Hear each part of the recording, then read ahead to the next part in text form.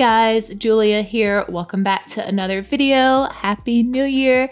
Today I'm setting up a new reflections journal and getting it all ready to roll for January.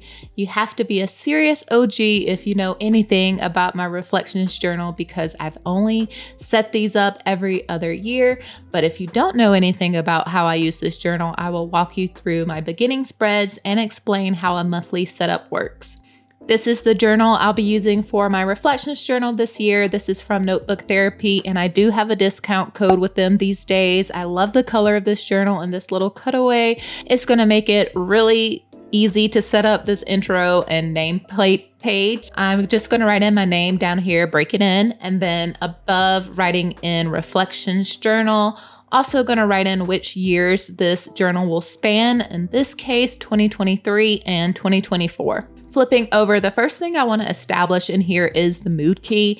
A few months into using a reflections journal, I decided to move my mood tracker from my everyday bullet journal over here just because it made sense for me to have context for my moods. But the key is super simplified with icons I can do with one pen versus having something color coded, mostly because I keep this journal bedside and I don't have quick access to a lot of stationery from there. Okay, but on the other side, I've been working on a fun little yearly cover page, and I'm going to stack the numbers since again this is going to run for both 2023 and 2024. I'm doing all the numbers here and I just think it has a unique look.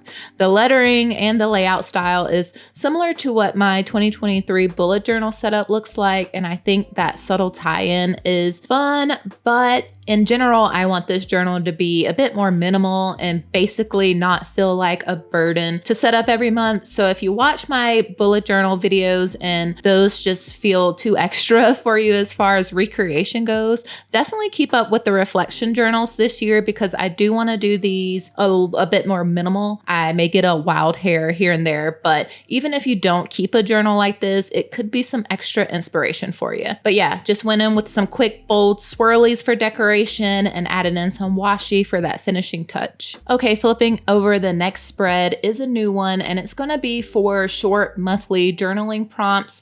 I actually have a few of these sort of self-reflection journaling workbooks, but I definitely do not pick them up for whatever reason, and I definitely want to just be reflecting and writing more. So I guess this is my response to just wanting to get that routine going. So twice a month, I'm going to pick two of these prompts and write in a little response blurb under it, still keeping it rather short. The thing is, once I choose a prompt for the 2023 month, then I'll also have to answer that same prompt for 2024 during the same month. So I think that'll be fun to just compare answers with a year in between, you know? So there'll be two spreads of prompts, 6 on each, and they're going to be repeated twice for the 2 years. So I hope that makes sense. The little box inside of the prompt is where I'll just write which month I chose to answer that particular prompt. So the prompts for the first spread are: what are you most looking forward to? What are you afraid of? Write a short poem about how you feel. What's a recent new discovery? What are you working hardest on? And every day I want to ... And then I'm just making these up as I go, honestly, just things I think would be insightful to kind of jot down and compare. On the next spread, the prompts are: when do you feel the best? What's something new you want to try? Another, what are you looking forward to? What's been challenging for you? Best recent purchase? And who are you really impressed with right now?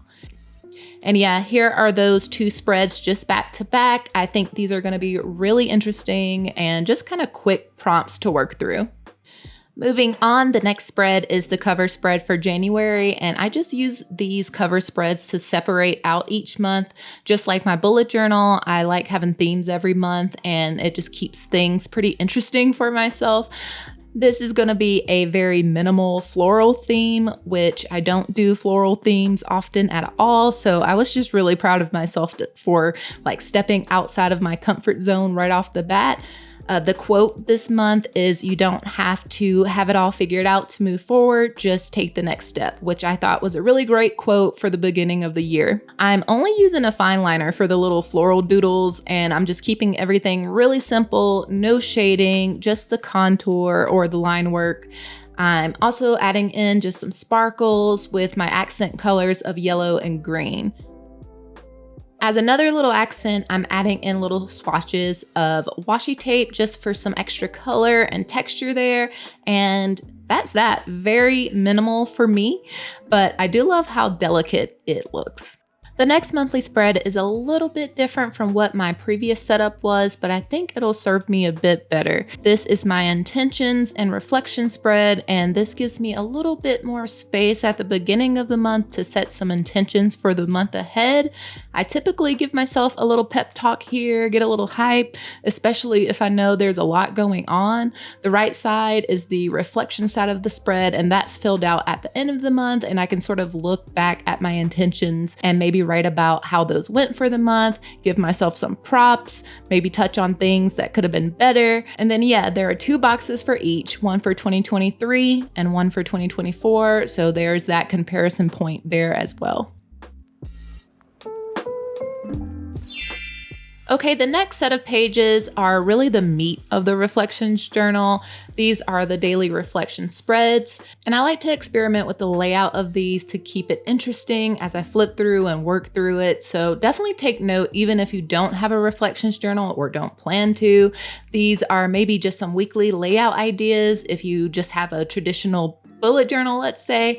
But with each of these spreads, I'm going to be remixing a few key elements. I obviously want a header for each day so I know where the reflection goes. I also want each section to have a mood box so I can fill in the mood icon for that day.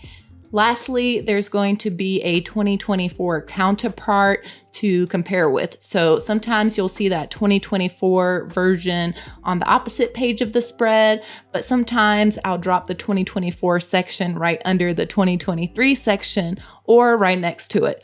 This is just another thing that sort of keeps me on my toes while filling it out so that I'm engaged. I'm not getting like bored with filling out the same looking spread day after day. Now, the last 2 years, I'm not going to pretend like I filled out every single page or anything like every single day, but I was pretty freaking consistent, and it's super satisfying to see those pages fill up, especially during that second year. I think a couple of things helped me stay consistent with this journal. One, I keep it right by my bed. So I've sort of built up this nighttime cool down routine where I'll write in this journal, I'll read for a bit, and then I'm off to sleep. It's on my nightstand. So seeing it as I'm getting into bed is that like instant reminder to write those 3 or 4 lines about my day, how I'm feeling, whatever. Also, it's in a smaller journal. This is Notebook Therapy's original size, so it's a little bit smaller than your typical A5 journal. This makes it super easy to take with me on overnight trips, so it's not like a burden, and I don't have the excuse that I wasn't home, so I couldn't do it. So when we're traveling, it's still bedside, and I'm just treating it like a habit, whether I'm at home or away, and it's just really been helpful with keeping it consistent for sure. Okay, this is the last daily reflection spread here. I'm getting in those last 2 days of the month. And then over on the side, I'm going to go in with another floral doodle. Under the doodle, you'll see a little checkbox, and this is for me to just check off once I've done 2 of those prompts that I set up in the front of the journal. I thought adding this would be a good reminder, especially getting down to the end of the month, like, hey, I need to pick 2 prompts to write about. But yeah, I'm leaving the right page blank for any photos or news headlines or just anything I want to put there. Maybe even if I have a day I want to write more than the space I gave myself, I can continue that here. All right, let's flip through the journal's initial spreads and the January spreads. I'm really excited to start another round of reflections. I hope that this maybe inspired you to start one as well. Let me know down in the comments what you think about a journal like this. Do you do anything similar? Also, like the video if you've enjoyed, subscribe to the channel for more journaling and stationery and hopefully some traveling stuff. Thank you a ton for watching, and I'll catch you all in the next one.